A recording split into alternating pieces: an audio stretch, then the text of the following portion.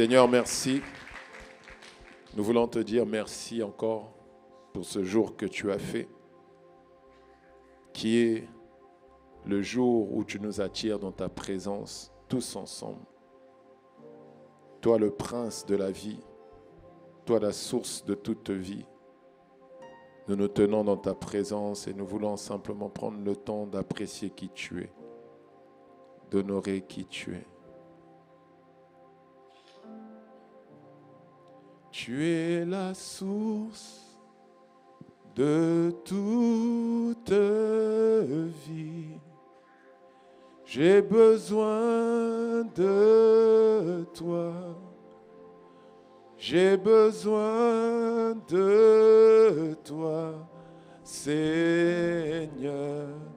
Tu es la source.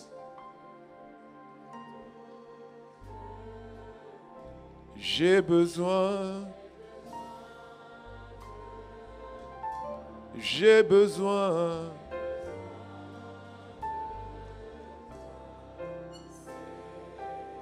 Tu es la source de... J'ai besoin de toi. J'ai besoin de toi. Élevant la voix ensemble, disant tu es la source de tout. J'ai besoin de toi. Voilà pourquoi je viens au pied du trône de la grâce, Seigneur. Tu es la source de toute vie. J'ai besoin. Je viens à tes pieds, je viens devant le trône de la grâce.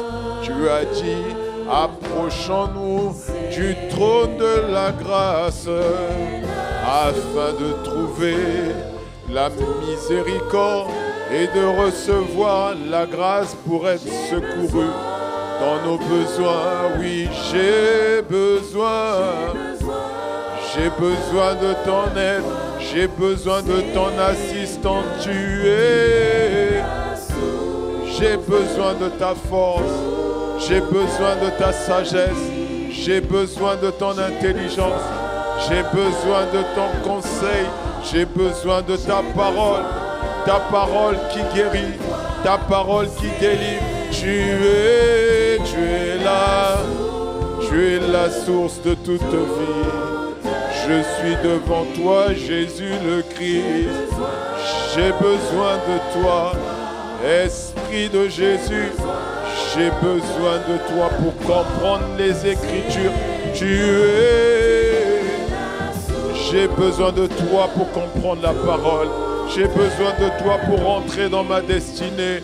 J'ai besoin de toi pour voir la réalité de Christ. Esprit de Christ, Esprit de la grâce, Esprit de la capacité divine, j'ai besoin. Tu es la source de toute vie. Oh Jésus le Christ, toutes choses ont été créées par toi. Rien de ce qui n'a été créé sans toi. Voilà pourquoi je t'invoque. Tu es la source de... J'ai besoin.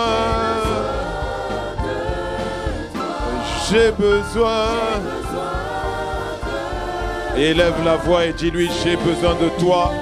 J'ai besoin de ton aide, j'ai besoin de ton assistance, j'ai besoin de ta capacité, j'ai besoin de ton toucher, j'ai besoin de ton étreinte, j'ai besoin de ta parole, j'ai besoin de ta parole qui construit, j'ai besoin de ta parole qui me ramène à toi, j'ai besoin de ta parole qui m'encourage, j'ai besoin de ta parole qui restaure mon âme, j'ai besoin de toi. Élève la voix et dis-lui, j'ai besoin de toi. Shamanda, Rabaloski Amande, Rabane Kayabarosi Amanda Yerabo Sabara. Oh, je suis là dans ta présence. J'ai besoin de toi. Oh, je suis au pied du trône de la grâce. J'ai besoin de toi. J'ai besoin de ton assistance. J'ai besoin de ta miséricorde. J'ai besoin de ta force. J'ai besoin de ta capacité. Me voici à tes pieds.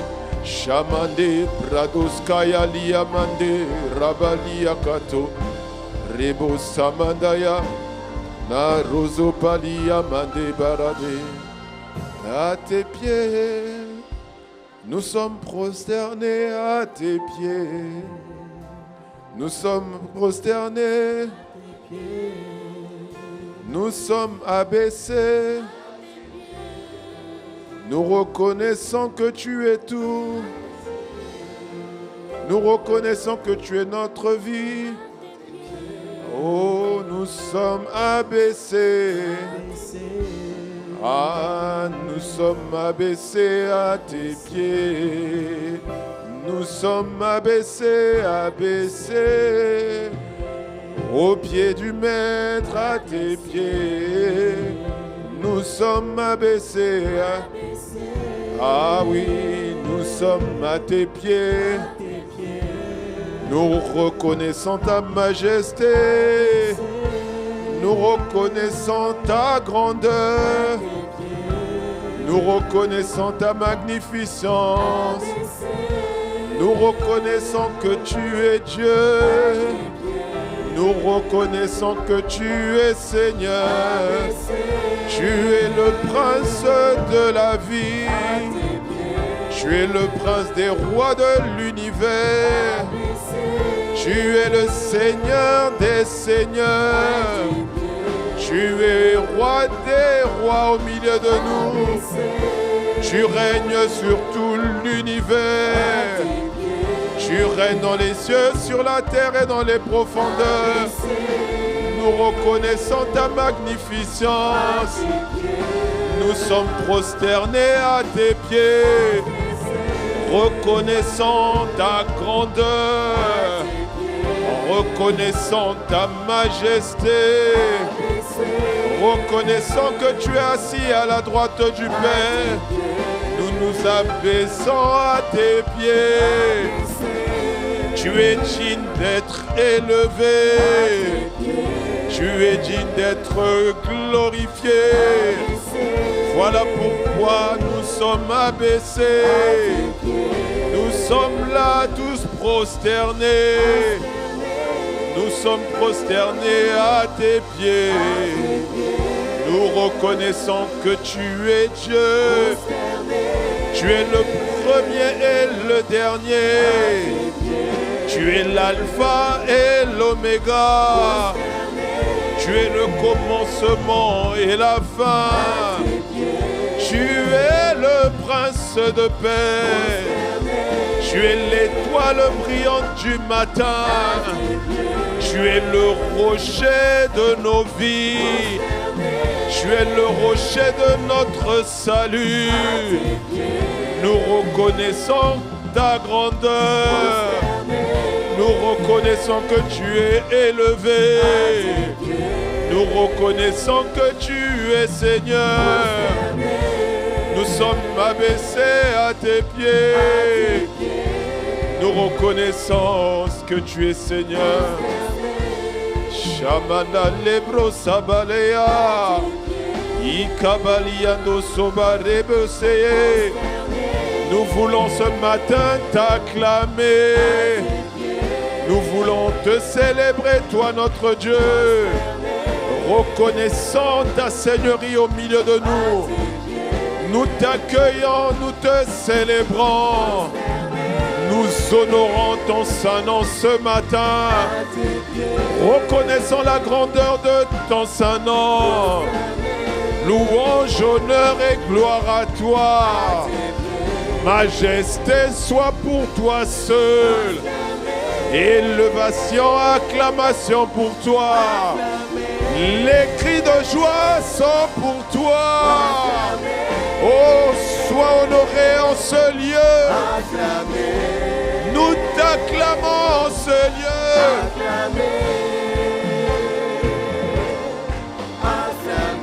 Acclamons, acclamons Jésus. t'acclamons, Roi des rois, Seigneur des seigneurs, toi qui as reçu le nom qui est au-dessus de tout nom, toi qui as reçu le nom de Seigneur, tu es Seigneur sur toutes choses, voilà pourquoi nous t'acclamons, nous t'acclamons. Béni soit ton saint nom. Béni sois-tu Jésus le Christ, Seigneur des seigneurs, Roi des rois. Tu es acclamé dans l'assemblée des justes que tu t'es acquis. Le peuple que tu t'es acquis publie tes louanges dans ce lieu. Reçois l'honneur. Reçois la louange qui t'est due. À toi soit la gloire dans le nom de Jésus le Christ. Nous avons ainsi rendu grâce. Que quelqu'un donne un bon Amen. Est-ce que quelqu'un peut donner un meilleur Amen que ça? Alors acclame pour Jésus. Acclame pour Jésus. Amen, amen, amen. Seigneur, merci. Nous te sommes infiniment reconnaissants pour cette opportunité que tu nous donnes d'être dans ta présence aujourd'hui. Et nous prions, Seigneur, que tu disposes nos cœurs pour ce moment. Dispose-nous à entendre ta voix. Dispose-nous pour comprendre ce que tu veux nous dire. C'est toi qui as rendu les disciples capables de comprendre les Écritures. Alors, dispose nos cœurs afin que nous puissions recevoir ta parole. Que chacun de nous ici présent soit trouvé comme une terre fertile. Un en portera 30, un autre 60, un autre 100. Mais personne parmi nous ne sera stérile, car tu veux qu'en cette saison, nous puissions croître en Christ et manifester pleinement ta gloire au milieu de notre génération et de notre époque. Saint-Esprit, glorieuse présence de Dieu, toi qui glorifies Jésus, prends le contrôle de tout ce qui va être dit. Prends le contrôle de mes pensées, prends le contrôle de ma bouche et sois celui qui exprimera les mots qui doivent être transmis. Alors que tu crois, j'accepte de diminuer dès cet instant pour te laisser toute la place. Esprit de Dieu, Esprit de la grâce, sens-toi libre maintenant. Au nom de Jésus le Christ. Amen, amen, amen. Est-ce que quelqu'un peut encore apprécier la présence de Dieu?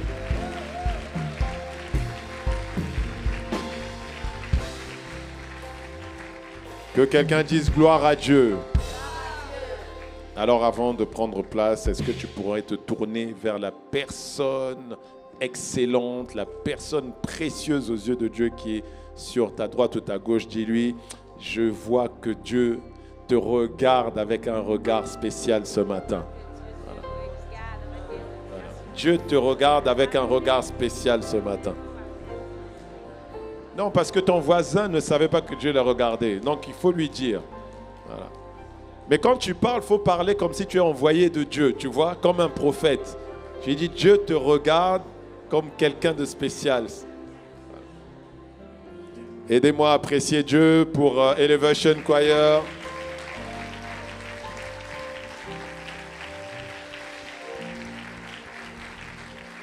Alléluia. Que quelqu'un dise gloire à Jésus. Gloire à Jésus. Alors ce matin, je veux donc continuer. On est toujours dans notre série Croître en Christ. Que quelqu'un dise croître en Christ. Voilà, dis à ton voisin, es-tu en train de croître? Autrement dit, es-tu normal? Mais oui, je t'ai déjà dit, si quelqu'un n'est pas en train de croître, c'est anormal. Voilà. Le sens même de la vie, c'est que tu dois croître. Oui, tu ne peux pas rester au même endroit. Donc demande-lui, est-ce que tu es en train de stagner? Non, demande. Il y a des voisins qui ne veulent pas demander à leurs voisins. Non, demande. Tourne-toi vers ton voisin, demande. Dis, c'est pasteur Alain qui m'a envoyé. Voilà. Miséricorde. Il y en a qui sont intimidés par leurs voisins ou leurs voisines. Non, ne sois pas intimidé. Dis, je viens de la part du pasteur Alain et je te demande. Voilà. Donc si elle te fait des problèmes, tu lui dis, ah, c'est pas moi, c'est pasteur Alain qui m'a dit. Voilà. Non, mais c'est bon qu'on sache où tu en es. Parce que Dieu veut que dans cette affaire-là, qu'il n'y ait pas juste une poignée. Il faut une armée. Tous les membres de cette famille doivent, dans l'harmonie, croître jusqu'à manifester la stature parfaite de Christ à l'état d'homme fait. Et ça sera notre partage dès cette année. C'est pour ça que le Seigneur est en train de nous parler. Oui. Quand on va rentrer en 2026, on sera des transporteurs de dimension, transporteurs de la réalité. Ah, je ne comprends pas ton voisin. Non, tu n'as pas compris. Tu sais, c'est quand tu entres maintenant dans un endroit et puis on dit, ah, je ne sais pas, l'atmosphère a changé. Ah, juste parce que tu es là. C'est-à-dire, on dit, tu sais, il y a des gens qui sont des portails. Tu vois? Non, il y a des gens qui sont des portes, il y a des gens qui sont des portails. Je te vois devenir un portail. Ah! Parce que la différence entre une porte et un portail, c'est le nombre de personnes qui peuvent passer. Dans une porte, c'est une personne. Dans un portail, parfois, c'est des centaines de personnes. Ah! Est-ce que quelqu'un me suit?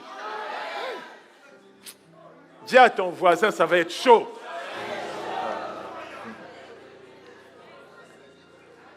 Alors, je vais continuer sur le message que j'ai donné dimanche dernier. Comprendre et pratiquer son autorité en Christ dans l'adversité. Amen. Et nous avons vu dimanche dernier, je fais un bref rappel, faire face à l'adversité, autrement dit, à l'épreuve, est normal pour tout être humain. C'est normal. Même pour toutes les créatures. C'est normal. Un enfant, je l'ai dit la dernière fois, un bébé a dû traverser la dure épreuve de l'enfantement. Sortir du ventre de sa mère, c'est-à-dire être engagé pour sortir seulement sa tête, puis son corps après, a été une épreuve. Il a dû tenir bon face aux secousses, face aux tremblements, face aux contractions qui faisaient que le corps de sa mère était en train de dire « Sors, sors, sors !» Et ça bougeait, boum, ça bouge, ça bouge, ça bouge. Mais à la fin, il est sorti et puis s'est mis à crier, à pleurer. Et c'est pour ça que vous voyez d'ailleurs que les bébés, généralement, quand ils sortent, ils sont fatigués. Pourquoi? Parce que ça a été un travail. Mais quand on dit que la femme travaille, elle travaille vraiment, c'est un travail. Amen. Et ça n'a pas suffi. Dès qu'il est sorti, dès qu'un bébé sort, ses premières heures sont déjà un combat. Oui. Ses premiers jours sont un combat. Les médecins disent d'ailleurs que le premier mois, c'est une série de combats. Il doit combattre déjà pour tenir. Il y a les microbes, il y a des virus. Il n'avait pas ça. Il était dans le liquide amniotique, bien protégé, un endroit douillet, au chaud, et puis il arrive, des températures bizarres maintenant commencent à l'attaquer, des microbes, les gens viennent le toucher, ils ne comprennent pas, mais pourquoi on me touche? C'est des combats. Est-ce que quelqu'un me suit? Et comme je t'ai dit, si on est là aujourd'hui, c'est qu'on a tenu bon. Amen. Et donc c'est important. Jean 16, verset 33, dans la version second 21. Reçois ta guérison, toi qui es en train de tousser au nom de Jésus. Non, il y a des moments où tu dois comprendre une instruction. Oui, ne crois pas que je dis ça juste parce que je veux faire plaisir. Non. Je dis reçois ta guérison maintenant au nom de Jésus. Cette tout te quitte maintenant au nom de Jésus. Jean 16, verset 33, dans la version second 21, nous dit « Je vous ai dit cela afin que vous ayez la paix en moi. » Oh Seigneur, pourquoi tu es en train de nous dire qu'on doit avoir la paix? Parce que vous aurez à souffrir dans le monde. Mais prenez courage, moi, j'ai vaincu le monde. Vous allez souffrir, c'est normal. Dis à ton voisin, c'est normal de souffrir. Ton voisin n'aime pas ça. Il dit, mais annonce-moi au moins des bonnes nouvelles. Oui, c'est la bonne nouvelle du royaume. C'est Jésus qui l'a dit. Et Jésus est vérité. Donc s'il a dit ça, c'est que c'est la vérité. Et je disais la dernière fois que lorsqu'on parle de souffrir ici, il s'agit de pression, d'oppression, d'affliction, de tribulation, de détresse, de tourment, de persécution, de calamité. Donc, ce n'est pas forcément les bonnes nouvelles que tu attendais. Oui, il y aura ça. Amen. Et je disais dimanche dernier que les épreuves sont nécessaires. Elles sont nécessaires parce qu'elles révèlent déjà notre caractère, donc notre niveau de maturité. 1 Pierre 2, verset 19 nous dit « Car c'est une grâce que de supporter les afflictions. » Dis à quelqu'un, c'est une grâce de supporter les afflictions. Voilà. Quand il y a les afflictions, on ne pleure pas. On ne crie pas. Ah, mais on me fait souffrir. Ah, c'est trop dur. Pourquoi on me met la pression? Réjouis-toi. Oh, ton voisin n'aime pas ça. Tu vois, je comprends pourquoi il n'y a qu'une poignée qui a dit Amen. Il dit c'est une grâce de supporter des afflictions par motif de conscience envers Dieu quand on souffre injustement. Ah, il te précise, hein, c'est les souffrances injustes. Parce que celles pour lesquelles tu as réellement fait des erreurs, ben c'est normal. Oh, je sens que tu n'aimes pas ça. Les épreuves sont nécessaires parce qu'elles sont le domaine dans lequel notre foi est perfectionnée. Ta foi a besoin d'être perfectionnée et comme elle a besoin d'être perfectionnée, Dieu fera en sorte que les épreuves viennent à toi. Oh! Ce n'est pas une prophétie, c'est la vérité. Amen. Oui. Jacques 1, verset 2. Regardez, mes frères, regardez comme un sujet de joie complète les diverses épreuves auxquelles vous pouvez être exposés. Tu dois être dans la joie quand tu vois les épreuves. Quand elles viennent, tu dis, ah, voici une opportunité pour moi d'exercer ma foi. Ouais. Je vois que Dieu veut m'emmener dans une nouvelle dimension de foi. Ah, mais non, je comprends que le nombre d'amen a diminué. Mais ne t'inquiète pas, je dirai la vérité, rien que la vérité et toute la vérité. Amen. Les épreuves sont nécessaires parce qu'elles nous révèlent aussi la fidélité de Dieu. Paul a expliqué à Timothée, il a dit, moi, j'ai vécu des persécutions, mais dans toutes ces persécutions-là, le Seigneur m'en a délivré. Et au verset 2 Timothée 3, verset 12, il dit « Or, tous ceux qui veulent vivre pieusement en Jésus-Christ seront persécutés. » Donc, ne sois pas étonné qu'on soit en train de critiquer les chrétiens. Parce que quand toi, tu dis « Non, on ne touche pas aux femmes avant le mariage. Moi, je ne couche pas avec un homme avant le mariage. » Pour eux, ils trouvent que tu n'évolues pas. Il faut évoluer avec ton époque. Excuse-nous, quelle époque? De quelle époque tu parles? Non, il faut lui dire, de quelle époque tu parles? Il dit, ouais, mais vos histoires là, ça c'est les temps de la Bible. J'ai dit, excuse-moi, dans les temps de la Bible aussi, les histoires de Steve là, c'était déjà dedans. De quelle époque tu nous parles? Ah, ouais. Non, mais parce que parfois, on a l'impression que c'est nous qui ne sommes pas dedans. Non, c'était déjà dedans. Dans le premier livre de la Bible. C'est même si on avait dit au milieu, on pourrait comprendre, mais c'est dans le premier. Il faut leur dire, vous n'avez rien inventé. Il n'y a rien de nouveau sous le ciel. Dis Amen. Dans l'adversité, j'ai expliqué dimanche dernier que le plus important, c'est de savoir qui je suis. Ça, c'est la première chose. Je dois savoir qui suis-je. Qui suis-je?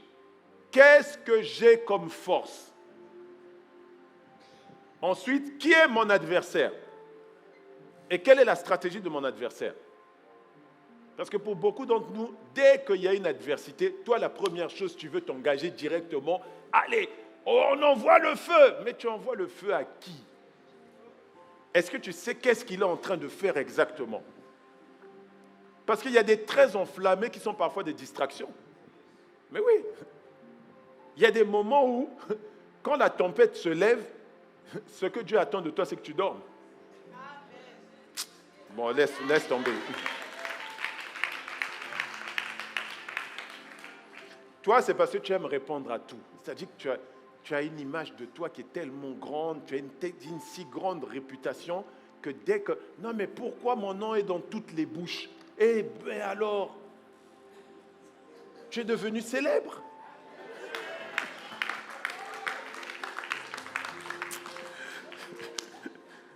Tu veux arrêter ta célébrité?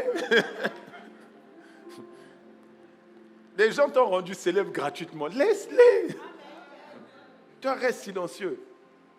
Tu vas voir que ça va même intimider les gens. Tu te dis, depuis qu'on parle là, elle ne répond pas. Ils vont se dire, on dirait qu'elle a une information sur nous que nous... Hein? Parce que normalement, quand c'est comme ça, on répond. Tu vois? Je suis en train de te donner la sagesse. Comment on fait quand les gens calomnient sur toi? Tu restes calme. Et au bout d'un moment, il va dire, avec tout ce qu'on a sorti là, il ne réagit pas. C'est quoi son truc? Il dit, continuez. Parce que j'ai des choses sur vous que je ne peux pas dire. Amen. Et nous avons vu dans 1 Jean 4, verset 4, que nous sommes enfants de Dieu. Et Jean dit quelque chose de merveilleux là. Il dit, vous petits enfants. Donc il parle des bébés. Bébés. Il ne parle même pas des matures là. Il dit, vous êtes de Dieu. Et je vous ai expliqué, quand il dit, vous êtes de Dieu, il n'a pas dit, vous êtes à Dieu. Autrement dit, vous êtes la propriété de Dieu. Non. Nous, on n'appartient pas seulement à Dieu, mais on a une particularité, c'est qu'on est de Dieu. C'est-à-dire, on est sorti de lui.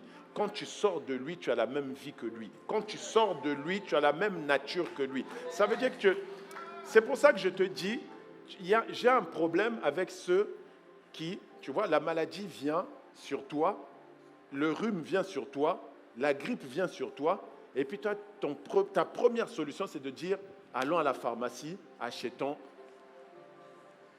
Non. Ta première réaction, ça doit être, qui suis-je? Qui suis-je d'abord? Ce truc-là est venu sur qui? Peut-être cette maladie croyait que j'étais humain. Mais elle a oublié que je suis de nature divine. Donc si je suis de nature divine, je dis, maladie, qui es-tu? Que fais-tu sur mon corps? Ne sais-tu pas que la vie de Dieu circule de mon corps, du sommet de ma tête jusqu'à la plante de mes pieds? Et d'ailleurs, je commande maintenant que cette vie-là circule du sommet de ma tête jusqu'à la plante de mes pieds, qu'elle affecte mes os, mes muscles, mon sang, mes tissus, mes cellules. Dès que tu as fait ça, la maladie dit, hey, on va partir.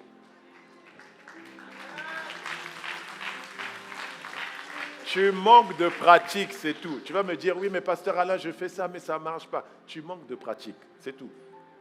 C'est un manque de pratique. Je peux te dire, fais ça continuellement. Au bout d'un moment, tu vas voir. Amen. Nous sommes de Dieu. Et dit, et vous les avez vaincus. Parce que celui qui est en vous est plus grand que celui qui est dans ce monde.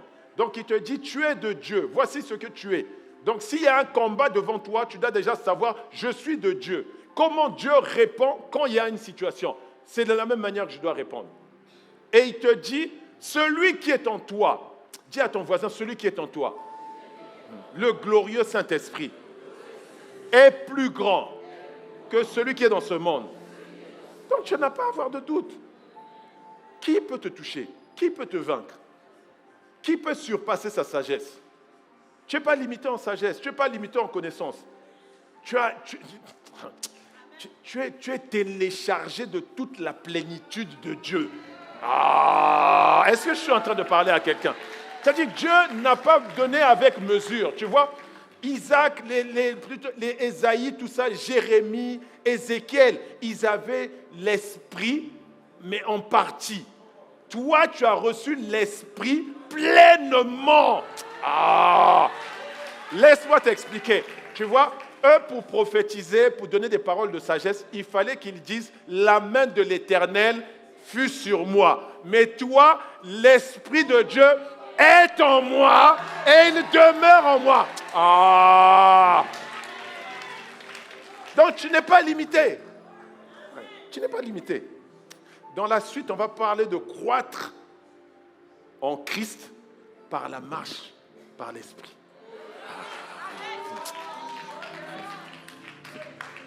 Ça va être quelque chose. J'étais dit, ça va être chaud. Non, dis à ton voisin, ça va être chaud. Hey. Alors, on nous a dit qui était notre adversaire. Notre adversaire, c'est le diable. On n'a pas à douter de ça. 1 Pierre 5, verset 8 nous dit, votre adversaire, le diable, rôde comme un lion rugissant. Donc, je ne vais même pas revenir dessus. Va écouter le culte précédent. On a déjà dit qui il est. Et on nous a dit aussi que sa stratégie, c'est la ruse. Éphésiens 6, verset 10 à 11. Au reste, fortifiez-vous dans le Seigneur et par sa force toute puissante. Revêtez-vous de toutes les armes de Dieu, afin de pouvoir tenir ferme contre les ruses du diable.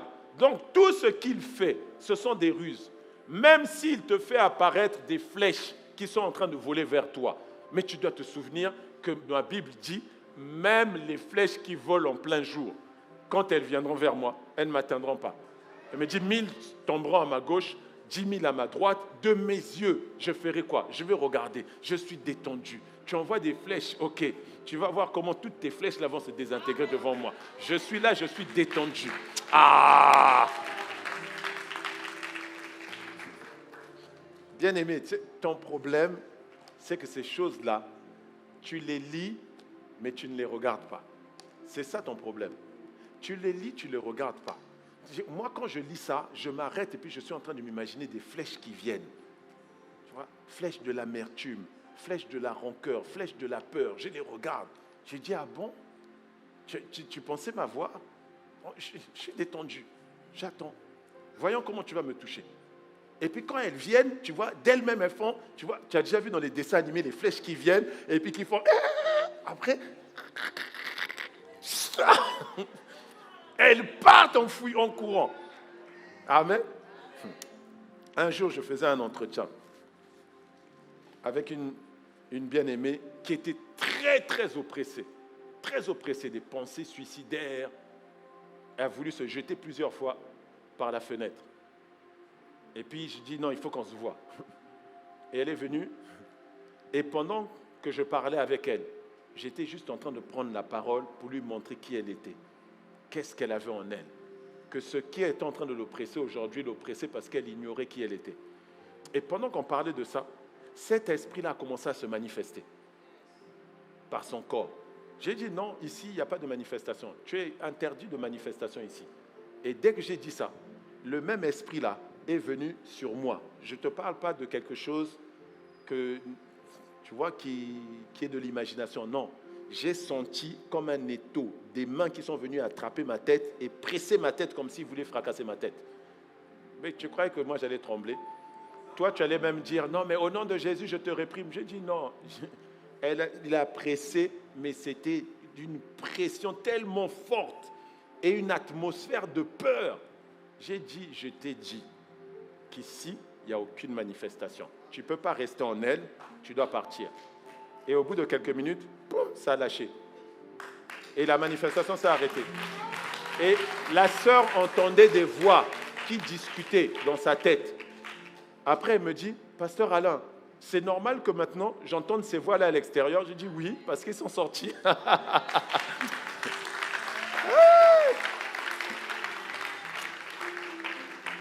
Tu vas aimer l'adversité. Tu vas aimer.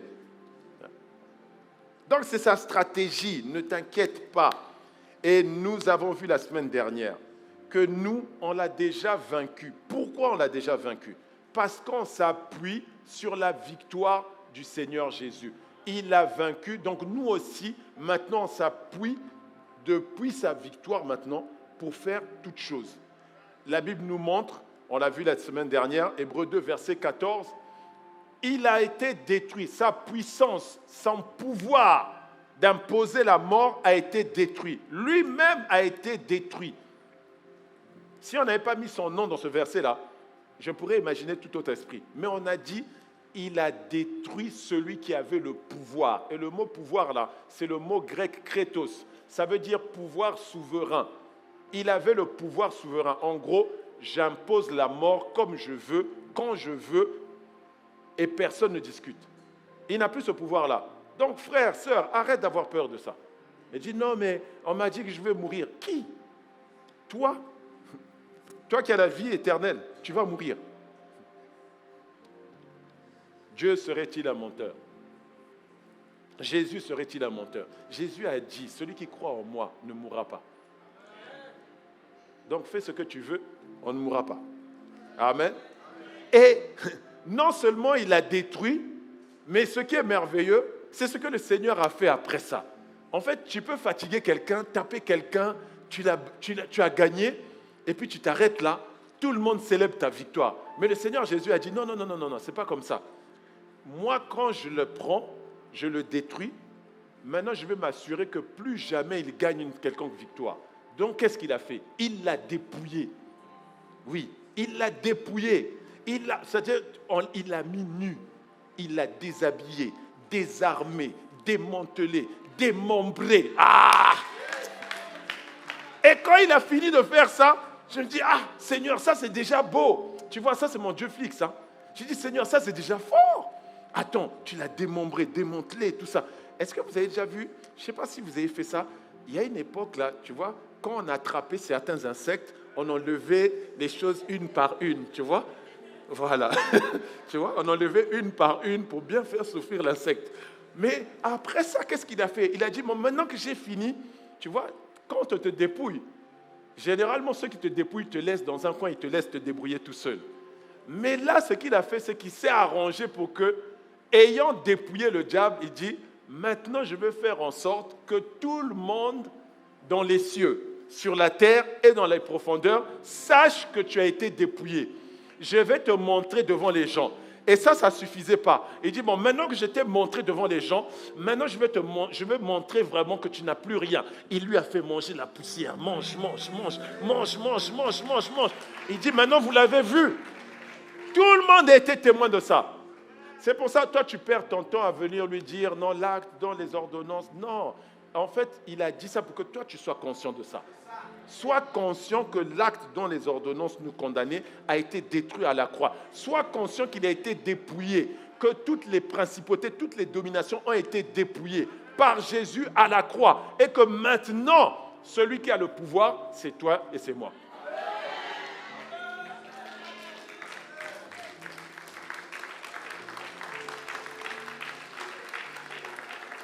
Et je t'ai expliqué dimanche dernier que le Seigneur Jésus a fait tout ça parce qu'il voulait obtenir quelque chose, une gloire qu'il recherchait, que le Père avait promis. C'est pour ça qu'il a résisté à la proposition du diable. Il voulait le nom qui est au-dessus de tout nom. Oui. De son vivant, il faisait des choses qui étaient déjà anormales. Il chassait des démons, il parlait aux démons, les démons lui obéissaient.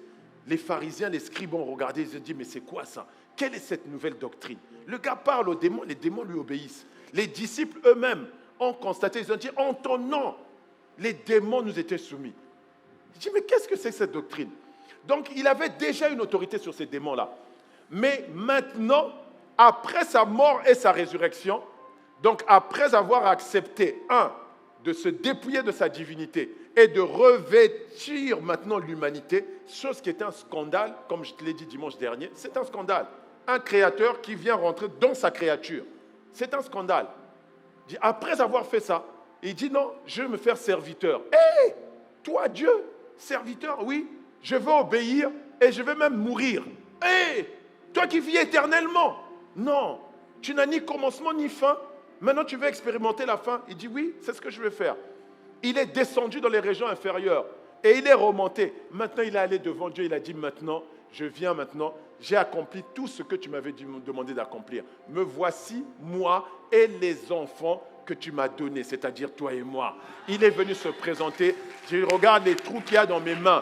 Tu vois, là où leur productivité avait été volée, maintenant c'est bon. J'ai pris maintenant la sentence. Là où leur stature, leur stabilité, leur autorité avaient été brisées, ils étaient maintenant instables. Tantôt ils t'obéissaient, tantôt ils s'opposaient à toi. Regarde, on m'a percé les pieds. Maintenant c'est bon. Ils peuvent rester stables. Là où leur intelligence, leur sagesse avait été volée, leur gloire a été volée, j'ai porté la couronne d'épines pour eux.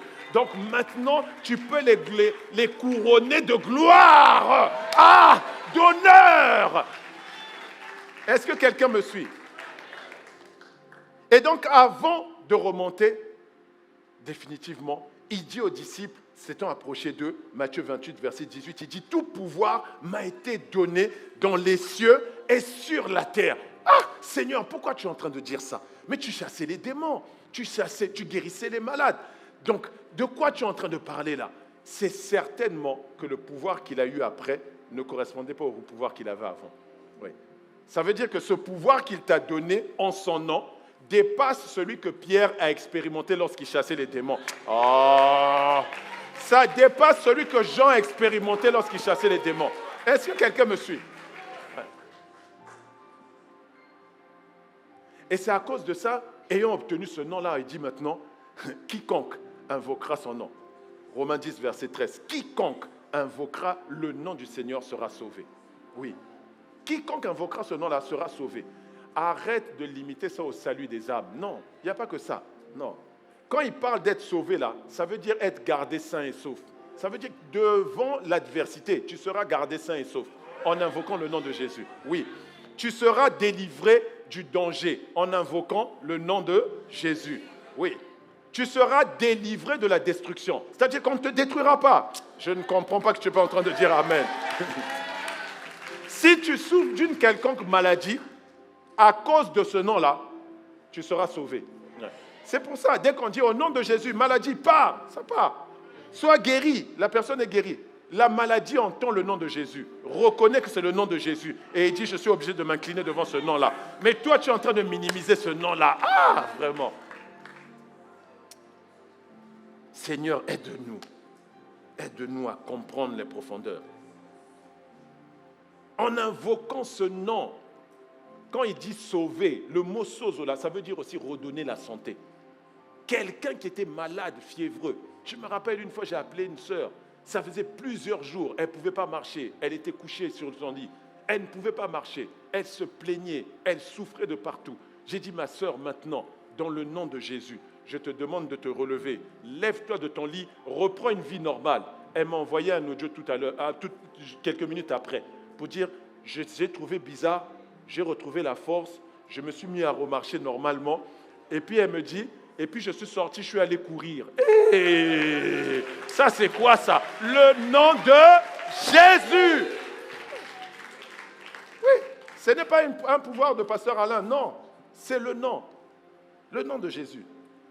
C'est pour ça qu'il t'a dit, quand tu vas souffrir ces choses-là, il dit, prenez courage car j'ai vaincu le monde. Parce que tu peux maintenant t'appuyer sur ma victoire et te servir de mon nom. Et le nom là, je l'ai dit la dernière fois, onoma, ça veut dire que ça vient pour révéler la réputation de la personne. Ça vient pour révéler le caractère de la personne. Ça vient pour révéler l'honneur qui est attaché à cette personne-là. Ça vient pour révéler la gloire qui est attachée à cette personne-là. En fait, ce que je suis en train de te dire, c'est quoi? C'est que par moment, tu n'auras pas forcément besoin de dire au nom de Jésus, au nom de Jésus, au nom de Jésus, au nom de Jésus, au nom de Jésus devant les choses. Non. D'ailleurs, toi-même, tu as remarqué qu'en disant au nom de Jésus plusieurs fois, ça ne marche pas. Tu sais pourquoi? Les esprits là savent que tu es incrédule, que toi-même tu ne crois pas dans ce nom-là.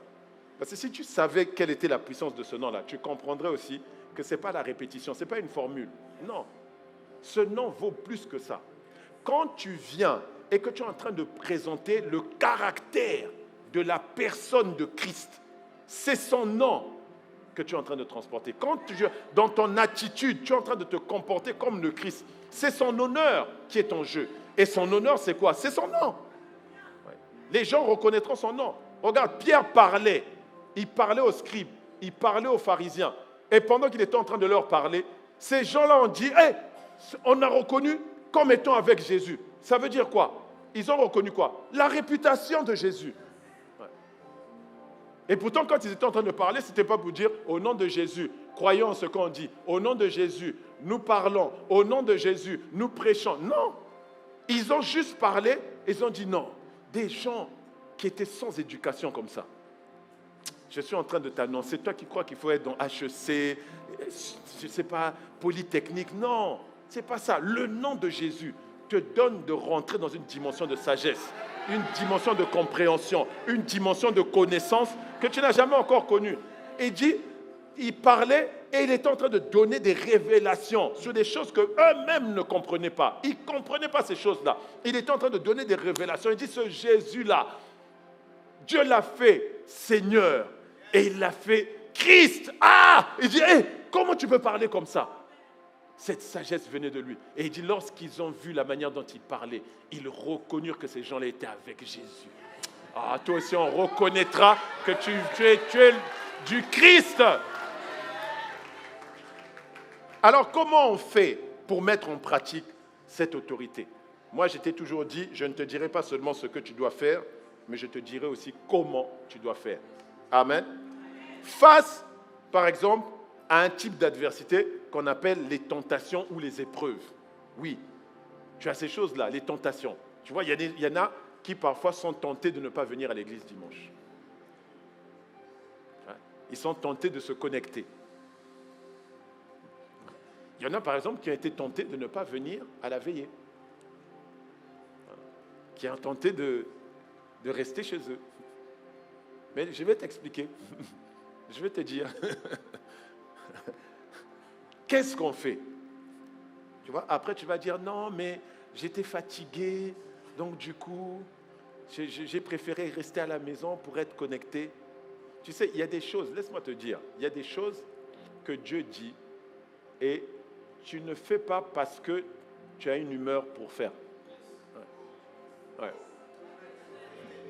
Parce que un des aspects de l'autorité, c'est la soumission. Ouais. Jacques 4, verset 6 dit quoi? Soumettez-vous à Dieu, résistez au diable et il fuira loin de vous. Ça commence par soumettez-vous à Dieu. Donc il y a des choses comme Dieu m'a dit que n'abandonnez pas votre communauté comme le font certains d'entre eux. Ce n'est pas une question. Je viens. Regarde, dimanche dernier, il y a une de nos bien-aimées sœurs. Bataille pour venir. Le matin même, le corps se met à souffrir. Et elle a besoin de guérison. Et elle nous a témoigné ici. À chaque fois qu'il y a ce genre d'événement-là, elle a toujours cette bataille-là. Qu'est-ce qu'elle a fait? Elle a dit, j'oublie mon état. Je suis désolé, je dois aller dans la présence de Dieu. Et quand elle est venue, le Seigneur l'a guérie. Donc tu ne sais pas ce que tu manques. Quand tu es là à te poser les questions, oui, mais hier, j'ai dormi tard. Excuse-moi, mais nous aussi, on dort tard. Oui, nous aussi, on dort tard. Et hier, j'étais occupé. Excuse-nous, nous aussi, on est occupés. Hier, j'ai enchaîné mariage dans le 78. Après le mariage, je suis allé à la Cité Royale pour le camp de restauration des âmes avec ICC Online. J'ai fini à la Cité Royale vers minuit. Je suis rentré chez moi. Il fallait que je prépare le message d'aujourd'hui. Donc, je suis allé me coucher. Il était quoi? 2 heures du matin. Réveillé à 5 heures. Tu crois qu'on dort beaucoup? Tu crois qu'on n'est pas occupé? J'étais à l'église à 8h12.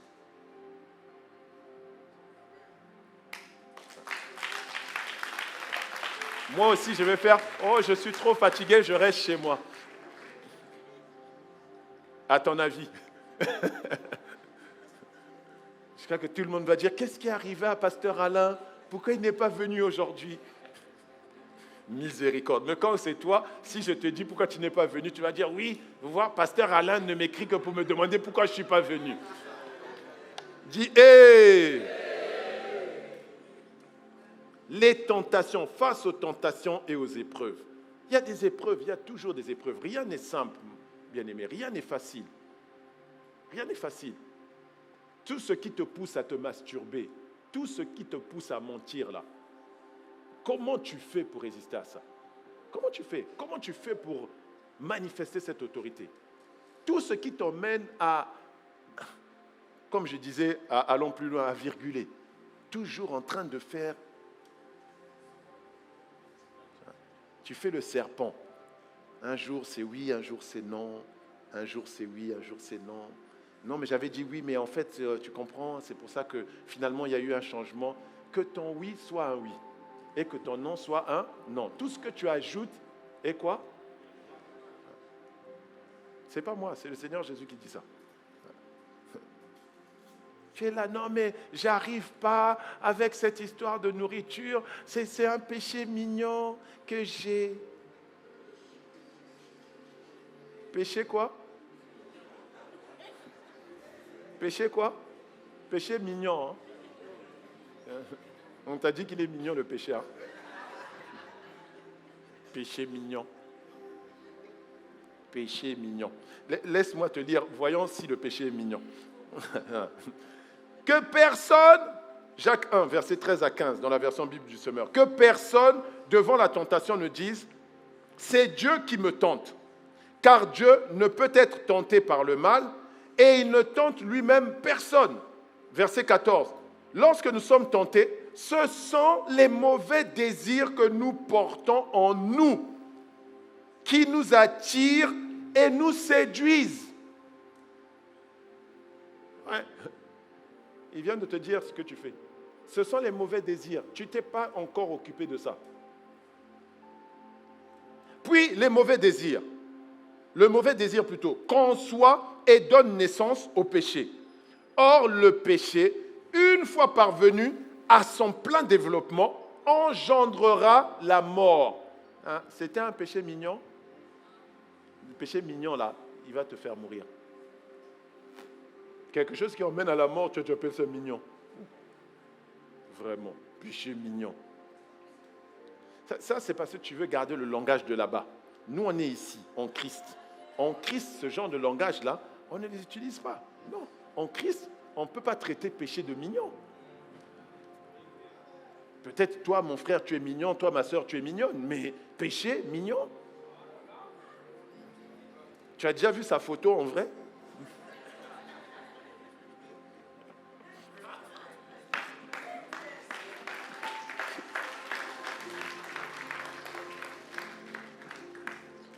Tu vois, face aux tentations, les tentations, elles viennent en fait révéler quoi? Elles viennent révéler qu'il y a les choses du monde dont tu ne t'es pas encore débarrassé. Elles viennent à toi parce qu'il y a des choses du monde dont tu ne t'es pas encore débarrassé. En fait, elles viennent pour faire quoi? Pour te montrer que tu n'as pas encore accepté de développer le caractère de Christ. Tu n'es pas en train de représenter le Christ dans son caractère et dans l'honneur qui doit lui être rendu, en développant toi aussi le caractère pour qu'on te reconnaisse comme un des siens. Et parce que tu ne le fais pas, les choses qui demeurent encore en toi du monde, ces choses-là vont commencer à s'exprimer et t'attirer maintenant vers tout ce que tu es en train de convoiter. Convoitise de la chair, convoitise des yeux, orgueil de la vie. Donc tu veux à tout moment répondre à tout ce que tes 5 sens envoient comme signaux et dire ah miam miam, ah elle, oh ah. Toi tu réponds à ça. Tu réponds à ça. Dès que tu as des émotions bizarres, il faut que tu répondes à ça. Et tu dis non mais je préfère manger pour me détendre. Ah, te détendre, hein? Pour détendre ton estomac, oui. Mais oui, tu veux détendre ton estomac. Mais continue à le détendre, tu vas voir que il va commencer à affecter ton foie, tes reins. Bon, fermons la parenthèse seulement. Ouais. C'est parce que tu n'es pas en train de développer l'honneur. Tu ne te vois pas comme un ambassadeur de Christ. Je représente Christ, ça veut dire que mon caractère doit être aligné à lui. Ma façon de faire les choses, on doit voir que ma façon de me tenir est différente des autres. Il faut que les gens m'envient. Pourquoi? Parce qu'on dit, mais c'est bizarre, nous on ment, toi tu ne mens jamais. Nous on triche, toi tu triches jamais. Tu n'as même pas envie de tricher un peu. Dis non, je représente quelqu'un. Ouais. Je représente le Christ. Et c'est là où ils vont t'envier. Et c'est là qu'ils auront envie de venir dans la maison du Seigneur. Et sache une chose, l'amour du monde est inimitié de Dieu. Ouais. Tant que tu laisses ces convoitises-là trouver une libre expression en toi, sache que ton premier ennemi, c'est Dieu. Autrement dit, tu comprends aussi que parfois quand tu pries et tu demandes quelque chose à Dieu, tu n'as pas de réponse. Pourquoi? Parce que le Seigneur est en train de dire, mon problème avec toi, c'est ton caractère. Tu veux ce mariage-là, mais regarde ton caractère. toi, Sista, l'homme que je veux t'envoyer, il cherche un havre de paix. Il cherche la douceur. Mais toi, tu es dure, rugueuse, hein, agressive. Il va fuir. Je n'ai pas envie d'envoyer mon fils venir à toi et puis après courir dans un désert. Parce que tu es querelleuse. Donc adoucis-toi. Toi, frère, ta bouche, il n'y a jamais de compliments qui sortent. Jamais. Maintenant, tu veux te marier. Dis, non, je ne comprends pas. Les sœurs ici, elles sont bizarres. Non, elles ne sont pas bizarres. Change ta bouche. Bon, il y en a aussi, quand on va dire change ta bouche, maintenant ta bouche est doucereuse, maintenant tu veux embrouiller les sœurs. Non, c'est pas ça, non, non. Oh, oui, non. Non, non, non, non, non, non. Équilibre. Ouais, équilibre. Tu vas commencer à embrouiller les sœurs, tes yeux sont bleus comme l'eau de la piscine. Tu es charnel. Tu es charnel. Quand je vois dans ton regard, je vois les profondeurs de Dieu. Frère, c'est pas ça. Non, non, non, non, non. Arrête. Dès qu'on va te demander, quelle est ta vision? Non, mais je suis encore en train d'invoquer le Dieu d'en haut. Donc, comme je suis en bas, j'attends que le Dieu d'en haut me réponde d'en bas. Non, ma Bible dit, il exauce des cieux. Amen. Donc, développe ton caractère. Développe le caractère de Christ. Ta réponse à ça, l'usage du nom de Jésus, c'est manifester l'honneur du nom de Jésus. Amen. Face aux persécutions. Oui, parce qu'il a dit, il y aura des persécutions. Déjà, d'où viennent ces persécutions-là? C'est ça la question. D'où elles viennent? Laisse-moi t'expliquer. Est-ce que tu veux savoir d'où elles viennent? Ok. Marc 4, verset 15. Mais ils n'ont pas de racines en eux-mêmes, ils manquent de persistance, et dès que survient une tribulation ou une persécution à cause de la parole, ils y trouvent une occasion de chute. Le verset est clair, pas besoin du grec ni de l'hébreu. Il a dit les persécutions viennent à cause de quoi? À cause de la parole. Et pourquoi tu as une occasion de chute? Il a dit manque de persistance. Il y a des épreuves qui viennent à toi à cause d'un message que tu as reçu. Tu as reçu une parole, tu as reçu un message, et toi, tu ne veux pas le mettre en pratique. Tu ne veux pas persister dedans. Et à cause de ça, la persécution vient à toi. Laisse-moi te dire une chose. Quand le ciel s'est ouvert, dans Luc 3, le ciel s'est ouvert, le Saint-Esprit est descendu sous une forme corporelle comme une colombe et s'est posé sur le Seigneur Jésus. Ma Bible dit qu'une voix s'est fait entendre d'en haut, disant « Celui-ci est mon Fils bien-aimé, en qui j'ai mis toute mon affection. » On croirait qu'il n'y a que ceux qui étaient présents là qui ont entendu. Non, les esprits aussi ont entendu la même parole de Dieu qui a été libérée sur la vie de Jésus. Et quand le diable est venu, il a dit, si tu es le Fils de Dieu, qui lui a dit qu'il était le Fils de Dieu? Il l'a entendu. Donc il y a une parole qui est sortie pour toi, pour te dire, grandis en Christ. Et toi maintenant, quand tu entends ça, tu ne veux pas grandir. Et bizarrement, tu vois que les gens autour de toi commencent à manifester un caractère bizarre. Pourquoi? Il est en train de les agiter pour venir t'éprouver. Il emmène la persécution. Pourquoi?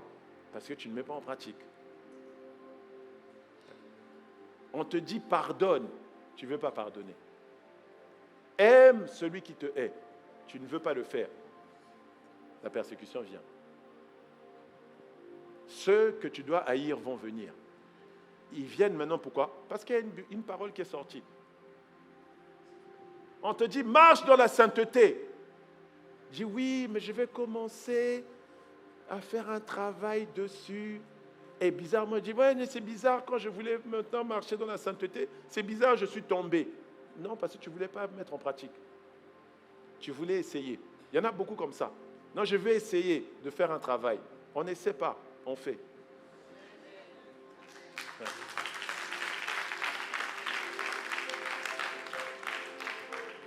Ton manque de pratique fait que tu prouves au monde spirituel que tu n'as aucune autorité. Ouais. Parce que la parole de Dieu, la parole de vérité, n'est pas autorité dans ta vie. Donc comme elle n'est pas autorité dans ta vie, tout ce qui ne respecte pas les autorités viendra aussi à toi. On t'a dit tes finances, tiens bien tes finances. Je ne sais pas pourquoi je suis en train de parler de ça. Tiens bien tes finances.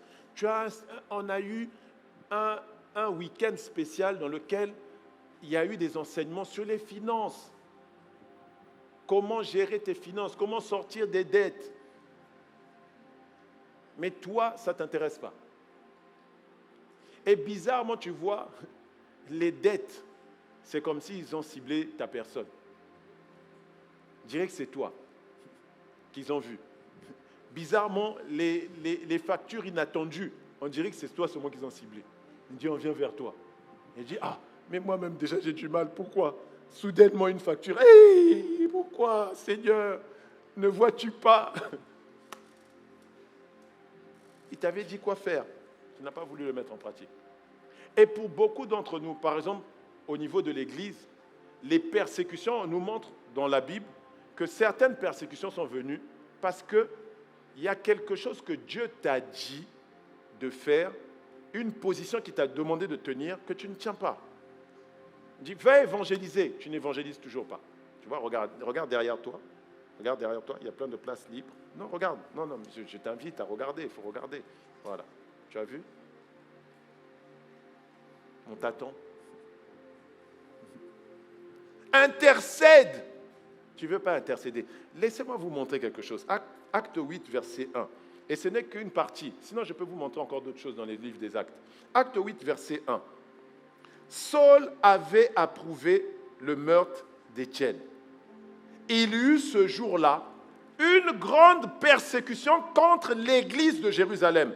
Et tous, excepté les apôtres, se dispersaient dans les contrées de la Judée et de la Samarie. Regardez ça. Acte 8, verset 1 est arrivé à cause de quoi?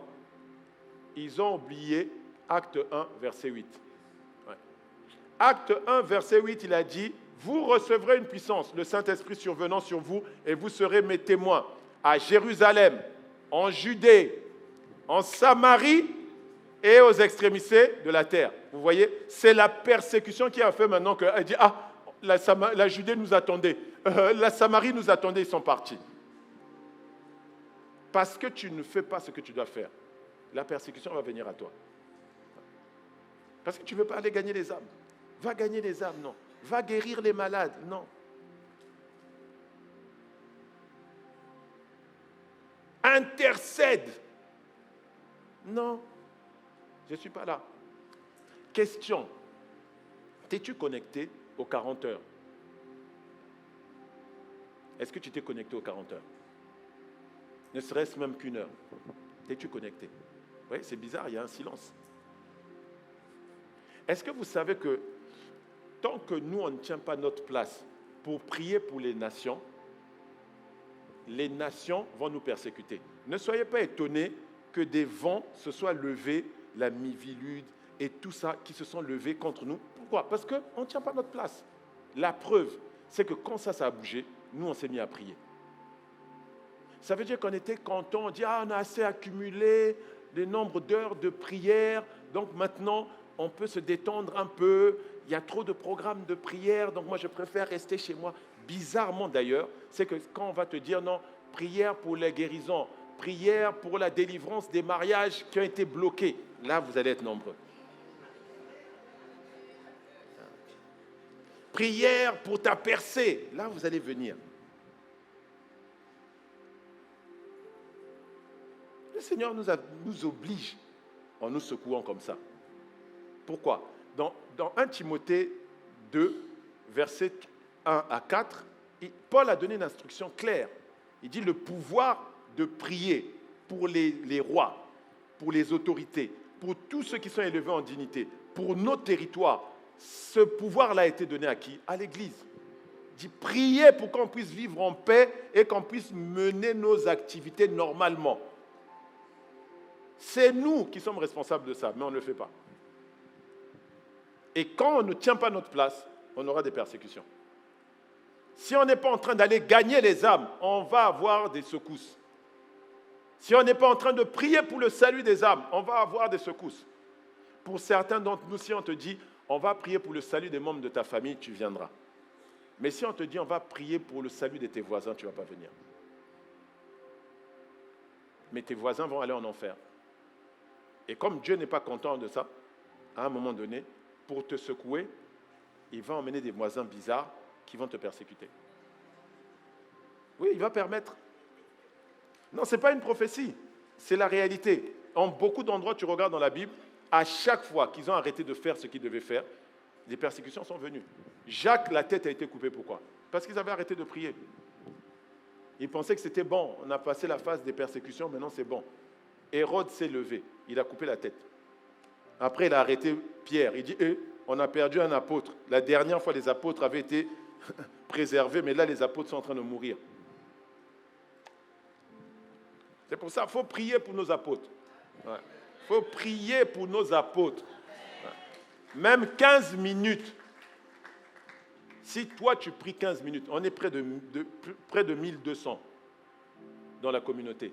Si chacun de nous met 15 minutes de prière, vous croyez que si je dis ici, là, on va faire une semaine non-stop de prière, chacun prend 15 minutes, est-ce qu'on va couvrir? Est-ce qu'on va couvrir? Donc si le Saint-Esprit me dit, fais ça, je lui dis, ah Seigneur, tes enfants, comment on fait avec eux? Parce que si je leur dis, ils vont me dire, encore un programme de prière.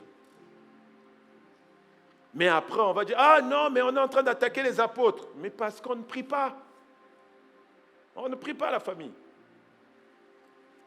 Et on est content quand les apôtres relâchent les paroles prophétiques. Non, il faut que je parle à l'église. Quand on doit prier pour les injustices que toi tu subis, juger ceux qui te veulent du mal, là tu te connectes, il n'y a pas de problème. Mais si je dis qu'on fasse ça là, même une semaine seulement, que Dieu nous aide. Amen. Troisième chose, les injustices. Que quelqu'un dise les injustices. Les injustices, il y en a de différentes sortes. Je vais essayer d'aller vite là-dessus. Il y a les injustices dans l'Église. Eh oui, il y a des injustices dans l'Église. À dire à ton voisin, il y a des injustices dans l'Église. Non, ça existe. Oui. Les injustices dans l'Église viennent éprouver un aspect du caractère de Christ chez toi. C'est le caractère de Christ par excellence, l'amour. Oui. Et je vais vous dire, ici, je ne vais ni épargner celui qui emmène l'injustice de celui qui l'a subi. Les deux ont un problème d'amour. Les deux, oui. Ce n'est pas moi, c'est dans la Bible. Laisse-moi t'emmener dans la Bible. 1 Corinthiens 6, versets 4 à 8, version Bible du semeur. Regardez. Or, si vous avez des litiges au sujet des affaires de la vie courante, vous prenez comme juges des gens qui ne comptent pour rien dans l'Église. C'est-à-dire, vous êtes allé prendre des gens qui ne sont pas de l'Église pour juger de vos affaires entre vous, frères et sœurs. Verset 5. Je le dis à votre honte, n'y a-t-il vraiment pas un seul homme sage parmi vous qui puisse servir d'arbitre entre ses frères? Ce genre de choses-là, généralement, celui qui a subi l'injustice dit « Ah, je vais rester chez moi, je ne viens plus à l'église. » Celui qui a commis l'injustice, lui, il continue à venir et puis il va encore blesser quelqu'un d'autre. Mais comme je suis en train d'exposer ça, à partir de maintenant, ce que tu es en train de faire là, le Saint-Esprit va t'attraper. Oui, il va t'attraper. Toi qui aimes blesser parce que tu ne veux pas travailler l'amour chez toi, le Saint-Esprit va t'attraper. Et ce que tu faisais avant, en cachette, va maintenant être exposé. Non, je te le dis, je te l'annonce. Donc, l'autre reste à la maison. Et subissant l'injustice, elle dit, ah, je ne vais pas aller voir le pasteur, ni aucun des pasteurs d'ailleurs, ni aucun des AP, ni aucun du staff, ni même pas mon responsable. De toutes les façons, c'est qu'ils vont me dire, oui, mais sois patient, sois bienveillant, pardonne. Est-ce que ce n'est pas la vérité? Donc en gros, tu restes à la maison parce que tu ne veux pas entendre la vérité.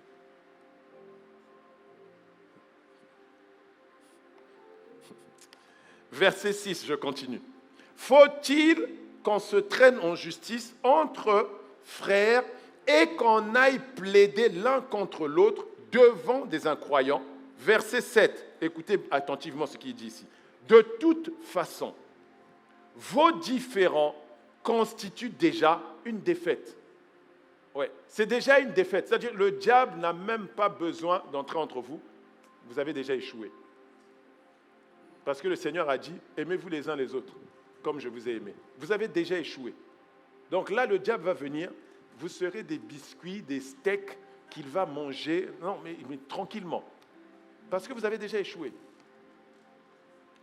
Pourquoi ne souffrez-vous pas plutôt l'injustice? Ah ben oui, souffre. C'est une grâce.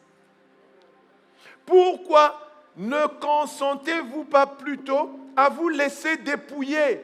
Hey, c'est une grâce.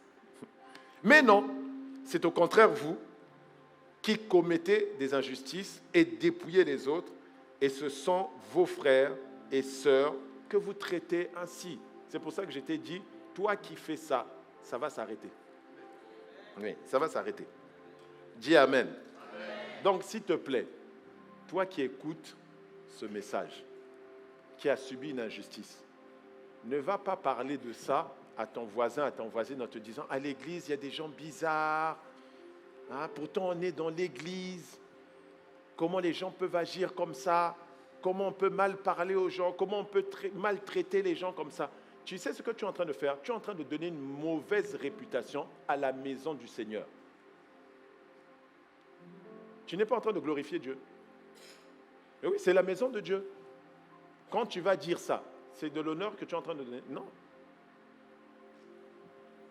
Tout ça parce que toi, tu n'as pas choisi d'aller voir des hommes ou des femmes sages que Dieu a établis dans l'Église pour dire « Ah, jugez de cette affaire et voyez comment j'ai été traité. » Et dites-moi, selon la sagesse que Dieu vous a donnée, qu'est-ce que vous en pensez?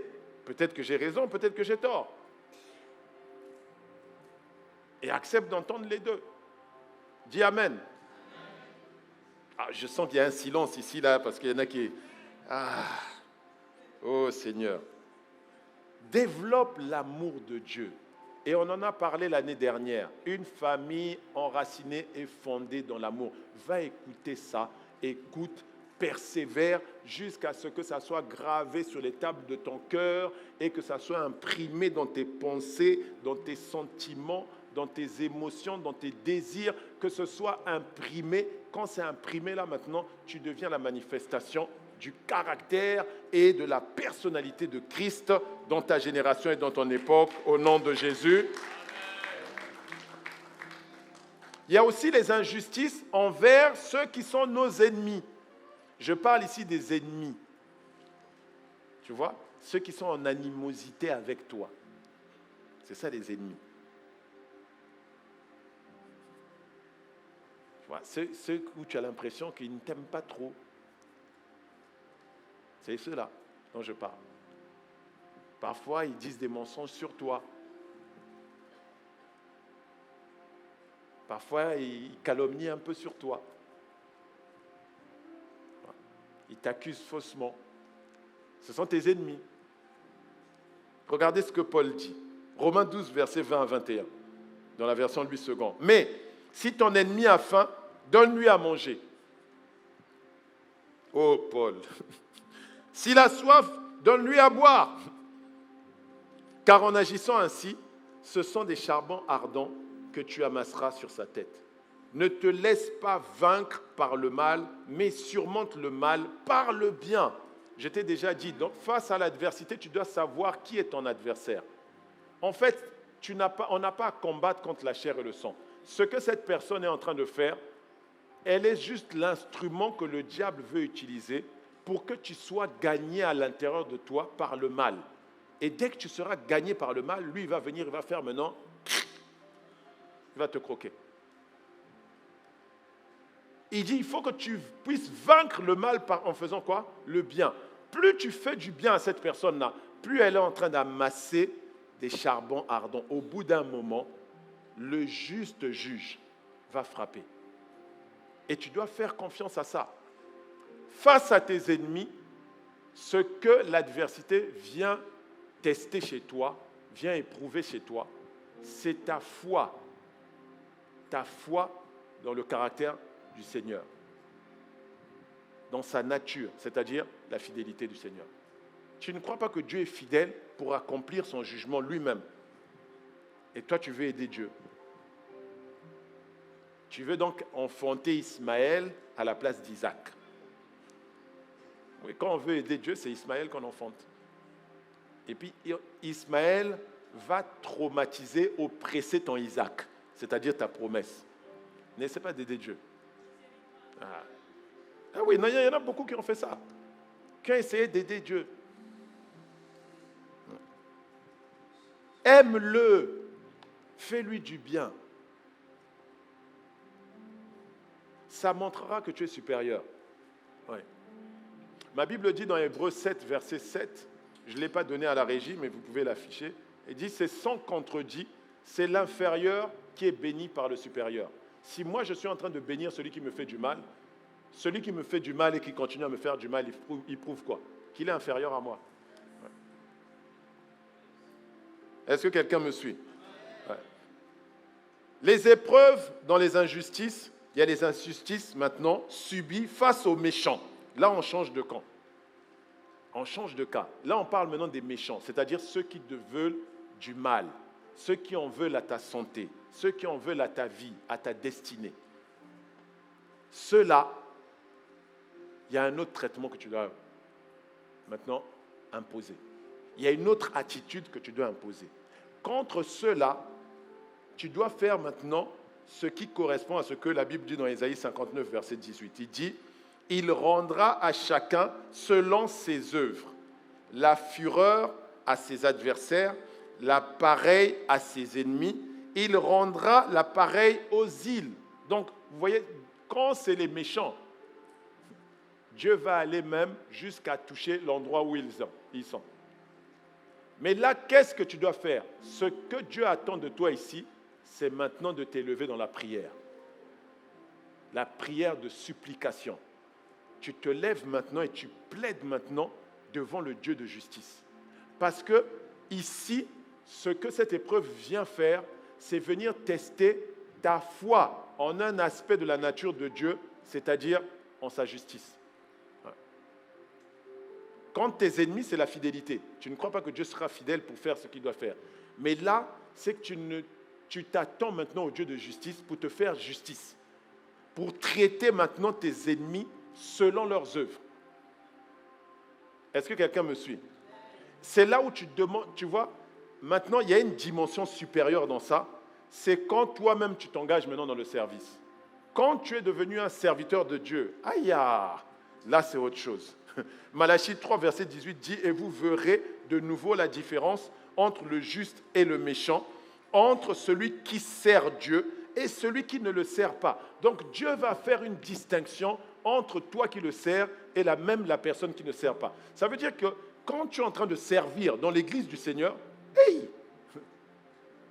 dès qu'on te touche là, dis, hey, qui a touché à mon serviteur? Regarde Moïse. Il y a serviteur et serviteur. Aaron et Marie servaient Dieu. Moïse servait Dieu. Mais il y avait un niveau. Moïse avait un niveau. Dis à ton voisin, Moïse avait un niveau. On dit, il est fidèle dans toute ma maison. Il y a des serviteurs qui sont fidèles dans la maison de Dieu. Ils sont à un autre niveau. Parce que non, il ne faut pas juste servir. Non, mais je vais venir servir maintenant, comme ça Dieu va faire la différence. Non, il y a la fidélité.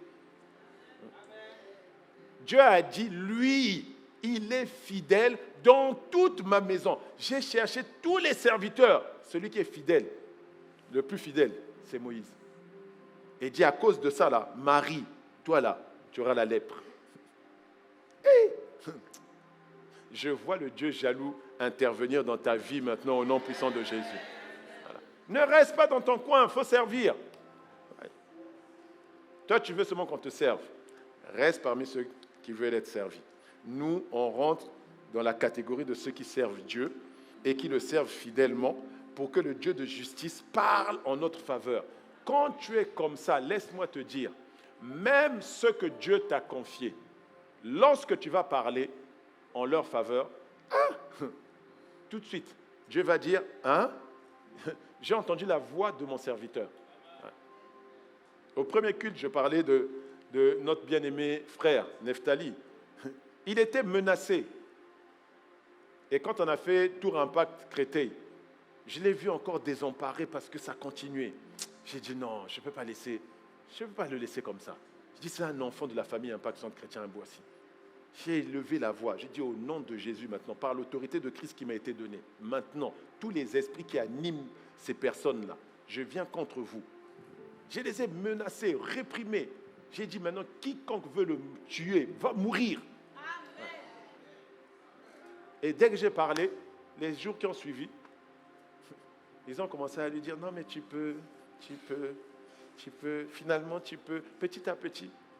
Et aujourd'hui, il sert Dieu. Maintenant là, viens le toucher maintenant. Viens le toucher maintenant. Il le sert fidèlement. Viens le toucher maintenant.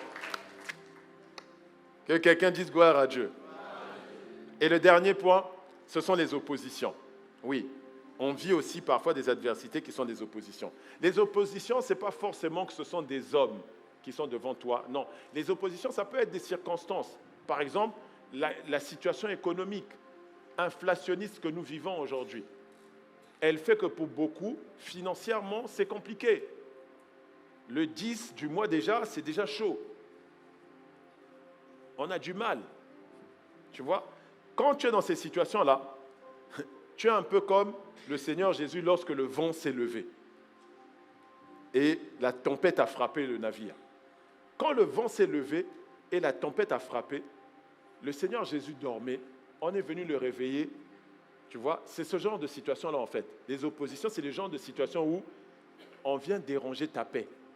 Tu sens que tu n'es plus en paix. Tu comprends? Ça, c'est ça les oppositions. Tu sens que ta paix intérieure est dérangée par la situation. Tu sens, dès que le salaire arrive, c'est tendu. Ta paix intérieure, tu dis, est-ce que je vais réussir à couvrir tout? Là, la solution, le Seigneur nous l'a montré.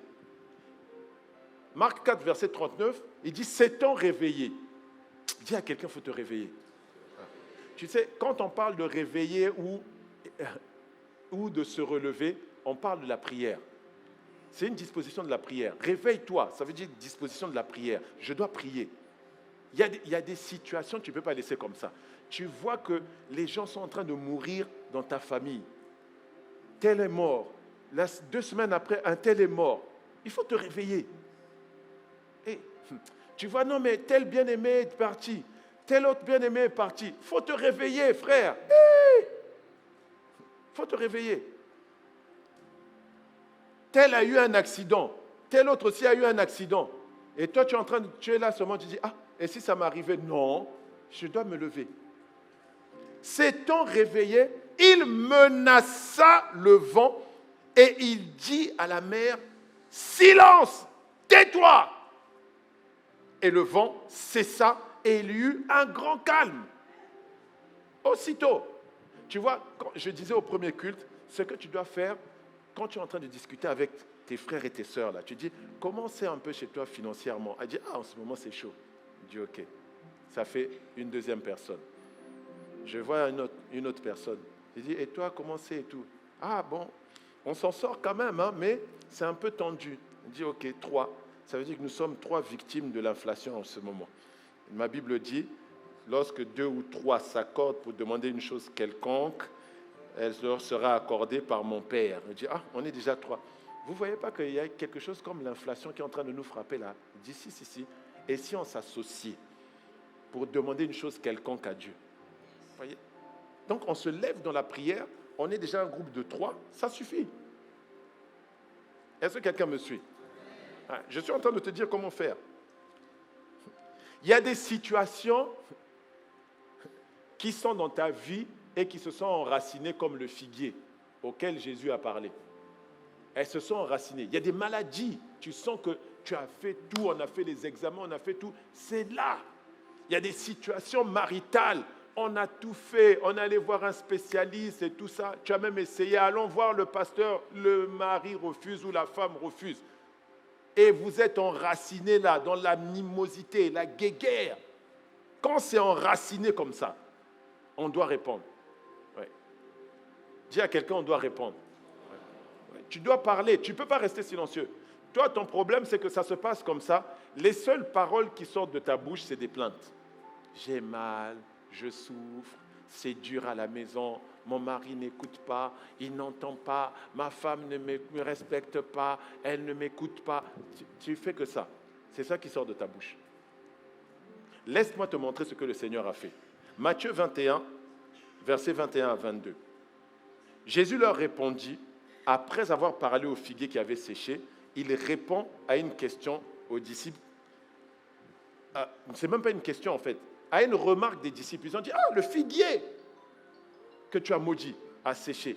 Lui, il répond maintenant, il dit, je vous le dis en vérité, si vous aviez de la foi et que vous ne doutiez point, non seulement vous feriez ce qui a été fait à ce figuier, mais quand vous direz à cette montagne, ôte-toi de là et jette-toi dans la mer, cela se ferait. Tout ce que vous demanderez avec foi par la prière, vous le recevrez. Donc devant les oppositions, ce que tu dois faire, c'est élever la voix au nom de Jésus. Tu dois parler à la situation, tu dois parler à la condition et lui dire maintenant, au nom de Jésus, je te commande de partir de là, de quitter ce corps, sors de ce corps. Moi, quand quelqu'un vient me voir, on me dit, on a découvert un cancer. J'ai dit, hein, quoi? Cancer? Je dis oui. J'ai dit, ok, on va prier. Parce que parfois, vous voyez les gens tomber, vous ne comprenez pas ce qui se passe. J'ai dit, dans le nom de Jésus, maintenant, cancer, meurs! Et la puissance du Saint-Esprit saisit la personne, elle tombe. Parce que vous ne voyez pas ça. Le cancer, c'est un esprit de démon impur, qui, quand il vient dans un corps, il cause le désordre. Si tu ne le chasses pas, les symptômes ne vont pas partir. Donc tu parles au cancer, tu parles aux symptômes, tu parles au corps et tu dis au corps de retrouver la bonne santé. Si c'est ta situation, tu dis, si c'est ton mariage, tu sens que c'est le chaos, tu te lèves.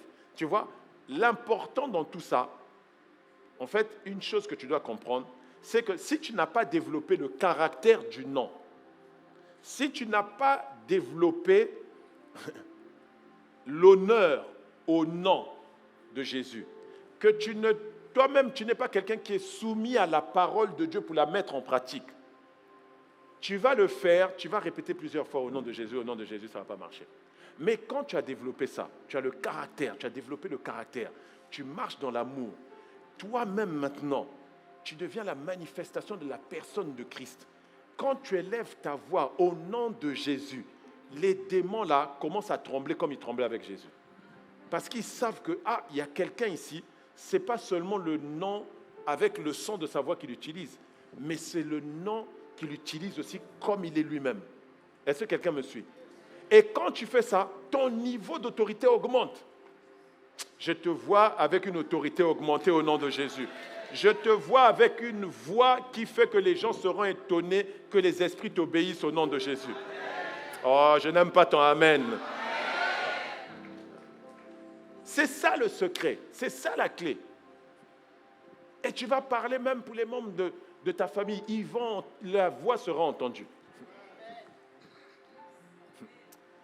Je racontais au premier culte aussi, ma femme un jour, un DRH.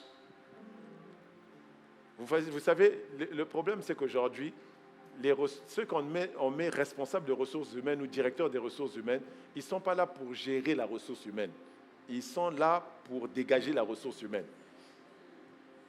Donc quand ils viennent, ils ont une mission, il faut qu'on dégage le maximum de gens. Donc un jour, ça peut tomber sur toi. Et il a commencé à envoyer un mail bizarre. Et ma femme m'a transféré le mail, elle m'a montré le mail. Je lis le mail comme ça, je lis les propos du gars. J'ai répondu à ma femme, il vient de commettre la plus grande erreur de sa vie. Ce qu'il projetait de faire là, par l'autorité de Christ Jésus, ça retourne à lui maintenant. Ça n'a même pas duré 24 heures. Le gars avait ses cartons. Même pas 24 heures. C'est lui qui voulait licencier, c'est lui qui est parti, avec les cartons. C'est la dimension dans laquelle tu vas marcher cette année. Je ne dis pas en 2026, non, en 2025, là, c'est la dimension dans laquelle tu vas marcher. Alors, levons-nous et puis élevons la voix pour rendre grâce à Dieu. Vous savez, quand j'étais en train de préparer ce message, le Seigneur m'a montré quelque chose ce matin. C'est ce matin même qu'il m'a montré ça. Il m'a dit, tu vois un huissier, un procureur ou même un général, ce sont des personnes d'autorité. Mais leur autorité n'est pas attachée qu'au titre qu'ils ont. Tu peux voir dans leur façon de se conduire, leur façon de se tenir, c'est-à-dire leur stature.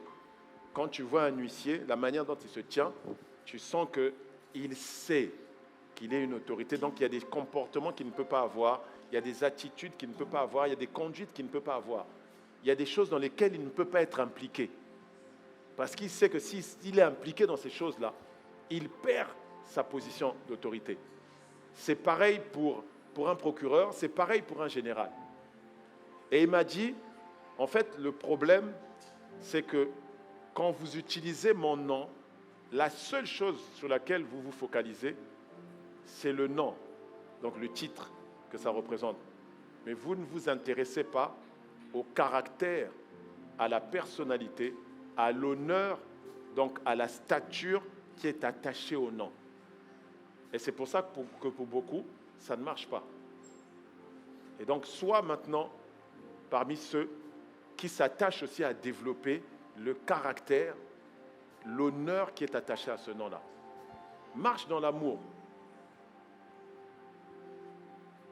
Détache-toi des choses du monde.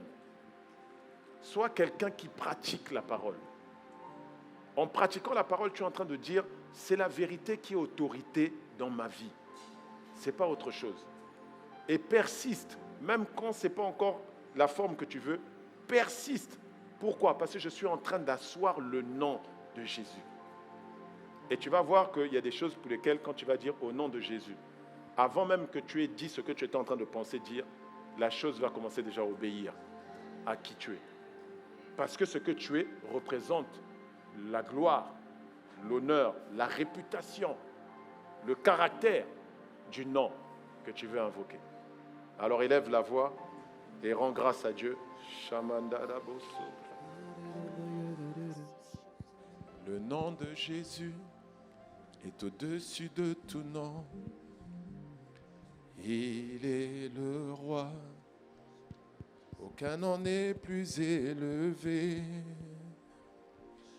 Le nom de Jésus est au-dessus de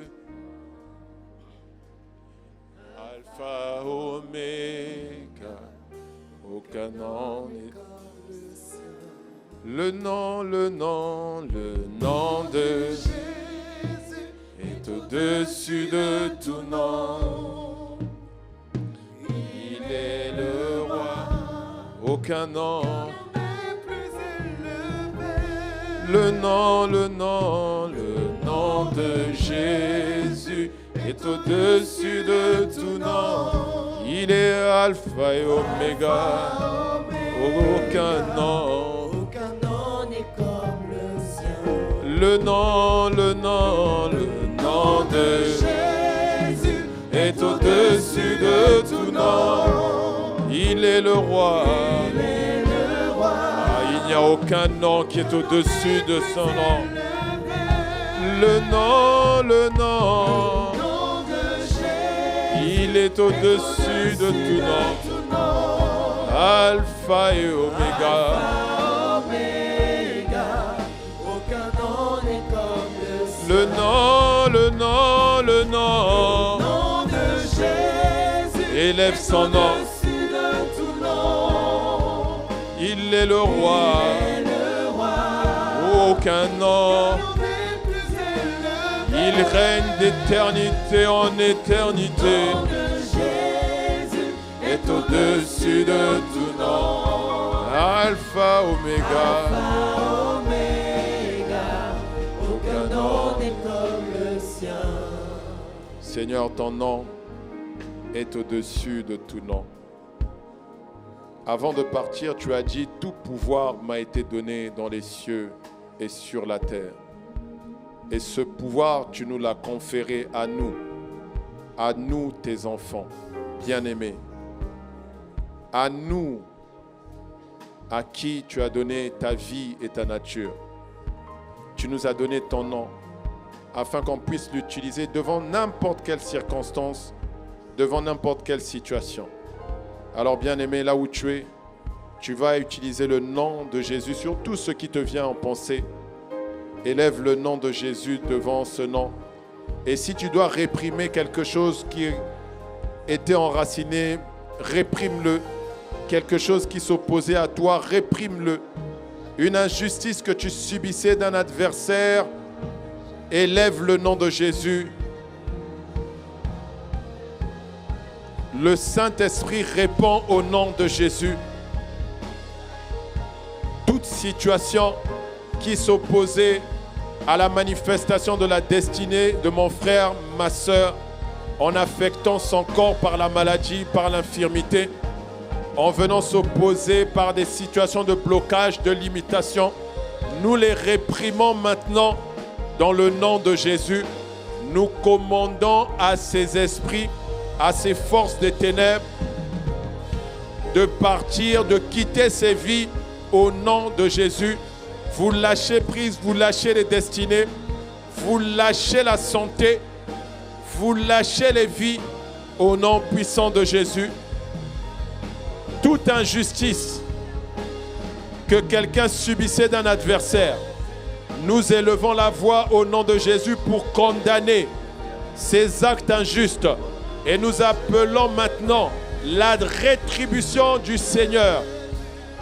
Recevez en retour selon vos œuvres. Que le méchant reçoive en retour selon ses œuvres de méchanceté. Au nom puissant de Jésus. Père, merci. Merci pour ta grâce. Merci pour ta main étendue. Au nom de Jésus le Christ. Amen. Amen. Amen.